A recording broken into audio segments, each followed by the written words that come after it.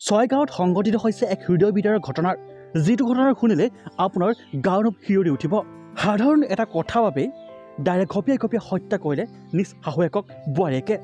ছয়গাঁৱত সংঘটিত হৈছে এই ভয়ংকৰ ঘটনাৰ পাছতে সমগ্ৰ অঞ্চলতে এতিয়া তীব্ৰ চাঞ্চল্যকৰ সৃষ্টি হৈছে। ঘটনাৰ বিৱৰণ অনুসৰি পুৱাই উঠি বাৰে বাৰে শাহুৱেকে ভাত আনিবলৈ কৈ আছিল বোৱাৰীয়েকক আৰু তাৰ পাছতে সংঘটিত হয় এই ভয়ংকৰ ঘটনাটো। ইতিমধ্যে ছয়গাঁৱৰ আৰক্ষীয়ে বোৱাৰীয়েকক গ্ৰেপ্তাৰ কৰিছে। কোন দিশে গতি কৰিছে বৰ্তমান মানৱ সমাজ? ইমান সৰু সৰু কথাতে ইমান ডাঙৰ ঘটনা কৰা সমূহক কঠোৰতকৈ কঠোৰ শাস্তি প্ৰদান কৰিব লাগে। এই ঘটনাৰ পাছতে স্থানীয় ৰাইজে আৰক্ষীৰ ওচৰত বোৱাৰীয়েকক ফাঁচী দাবী উত্থাপন কৰিছে। পিছলৈ দেখা যাব কি শাস্তি বিহিলে আৰক্ষীয়ে।